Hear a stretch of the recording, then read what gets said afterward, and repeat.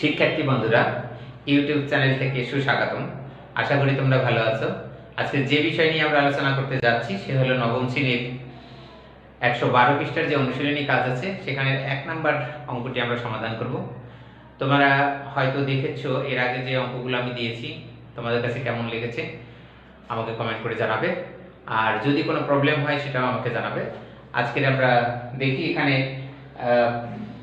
112 পৃষ্ঠার যে অনুশীলনী কাজ আছে সেখান থেকে আমাদেরকে কি বলেছিল।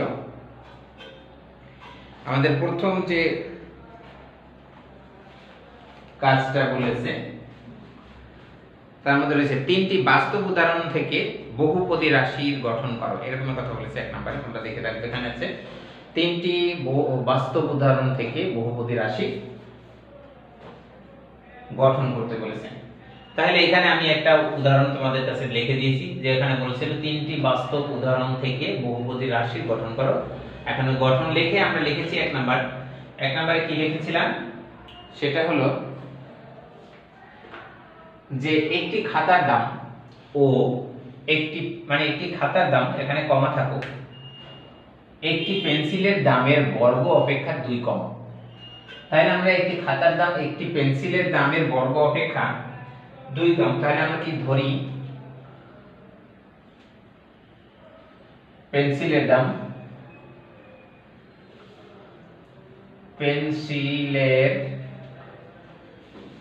দাম x টাকা বা ক টাকা, তোমরা ইচ্ছা যেটা ধরতে চাও ইচ্ছা করে ধরতে পারবে।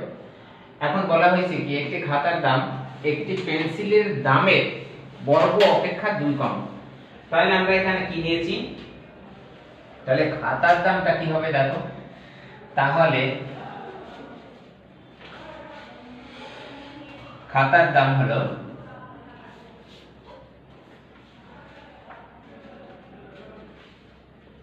হবে এই যে বর্গ অপেক্ষা 2 কম। তাহলে খাতার দাম সমান হবে x² - 2। তাহলে এই যে বর্গ মানে কি, ওইটা বর্গ করলাম, তার অপেক্ষা 2 কম, -2 দিয়ে দিয়েছি। আচ্ছা, তাহলে এইখানে আমরা এই যে কথাটা নিয়েছি এটি হলো বহুপদী রাশি। এটি একটি বহুপদী রাশি।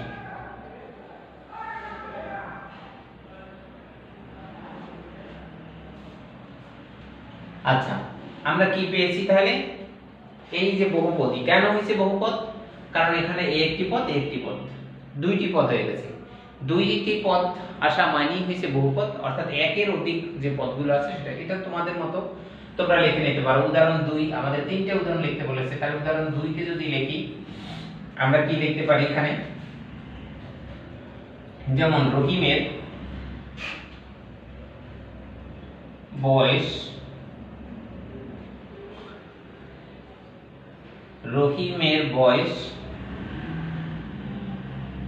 করিমের বয়স অপেক্ষা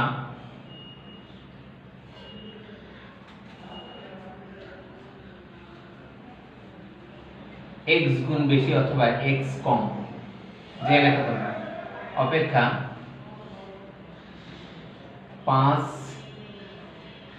বছর কম, এমন একটি কথা লিখলাম। তাহলে এখানে রহিমের বয়স করিমের বয়স অপেক্ষা 5 বছর কম। তাহলে আমরা কি লিখব, ধরি করিমের বয়স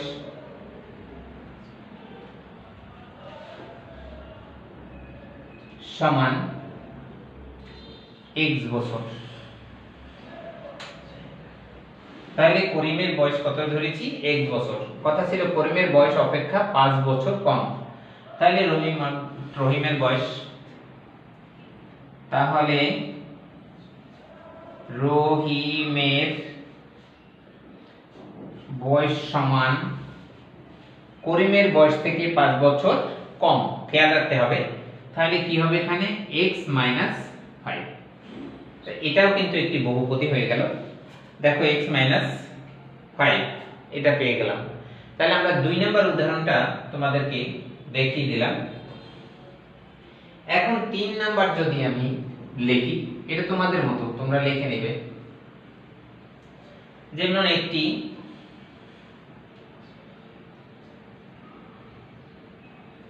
হাঁসের দাম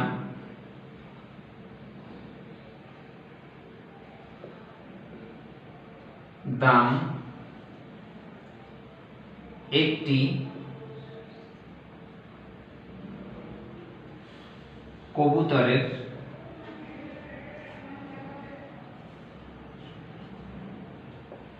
দাম অপেক্ষা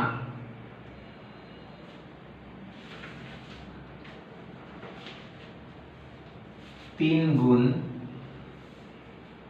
কম। এটা কম নিলাম বা 3 গুণ বেশি, তাহলে তোমরা এখানে মাইনাস না দিয়ে প্লাস দিতে। তাহলে এখানে কি হবে, ধরি একটি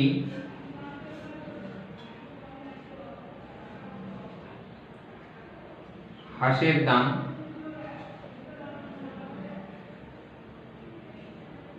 x টাকা, 3 গুণ কম কিন্তু বলা হয়েছে। তাহলে একটি হাঁসের দাম যদি x টাকা ধরি, একটি হাঁসের দাম একটি কবুতরের দামের 3 গুণ কম, তাহলে আমি কি ধরেছি এখানে, একটি হাঁসের দাম x টাকা।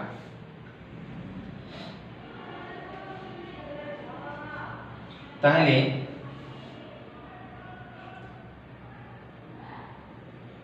একটি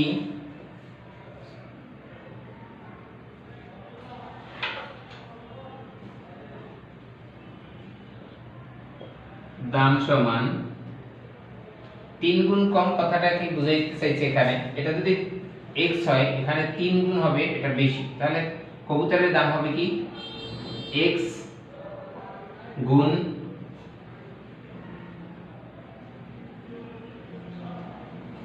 3 সমান হবে কি 3x। তাহলে এখানে কিন্তু ভালো করে তোমার এটা আসতেছে না, উত্তরটা আসতেছে না। তাহলে এখানে 3 গুণ কম,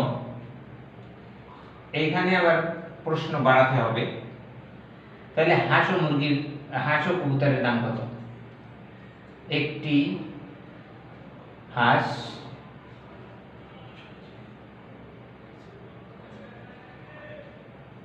ও একটি কবুতরের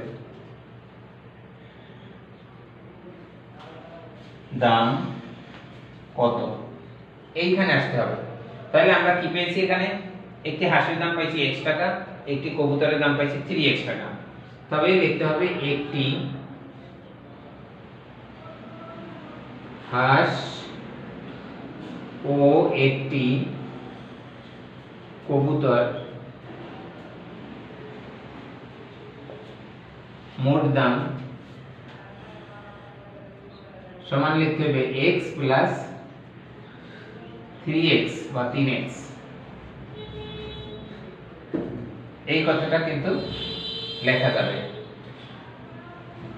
আমরা এখানে যে একটুখানি তোমাদের হয়তো x দিয়ে ওই যে অপেক্ষা 3 গুণ কম নেওয়া, এটার মধ্যে x এর এখানে নেওয়া, ওইখানে 3 গুণ কম, অর্থাৎ যদি আমরা এইভাবে না লিখে এই হাঁসের দামটা না ধরতাম, এখানে কবুতরের দাম ধরতাম, তাহলে বেটার আসতো। কবুতরের দাম ধরলাম x টাকা, তখন তোমরা এটা লিখবে কবুতরের দাম x টাকা, 3 গুণ কম, তাহলে হাঁসের দাম আসে x মাইনাস 3x।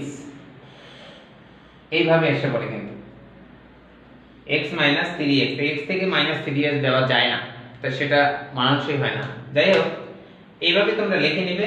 অর্থাৎ 3-4টি উদাহরণ, অনেকগুলো উদাহরণ দেওয়া যায়। যেমন আমি এরকমের যদি লিখি যে আমি বাজারে গিয়ে 2 কেজি মুরগির মাংস কিনলাম আর 3 কেজি মাছ কিনলাম, তাহলে মুরগির মাংস এখানে ধরে, এটা কিন্তু বাস্তব উদাহরণ। এভাবে বাস্তব উদাহরণ দিয়ে দিয়ে আমরা কিন্তু এখানে বহুপদী রাশি বের করতে পারি। তাহলে তোমরা বুঝতে পারলে, তোমরা তোমাদের মতো, আমি একটি খাতা কিনলাম, একটি কলম কিনলাম, আমি একটি নোটবুক কিনলাম এবং এর সাথে সাথে একটি বই কিনলাম, ইত্যাদি ইত্যাদি দিয়েও কিন্তু আমরা বাস্তব উদাহরণ দিতে পারি। বহুপদী রাশি কথার অর্থ হচ্ছে দুই তিনটা রাশি একত্রে থাকাটা এবং যুক্তিসঙ্গত থাকাটাকেই বহুপদী রাশি বলে। তোমরা অবশ্যই বুঝতে পারছো। যদি বুঝতে পারো তাহলে অন্যদের বোঝার সুযোগ করে দেওয়ার জন্য লাইক, কমেন্ট, শেয়ার করবে এবং সাবস্ক্রাইব করতে ভুলবে না। সবাই ভালো থাকো, সুন্দরভাবে অধ্যয়ন করে সুন্দর একটি জীবন গড়ো। Good bye.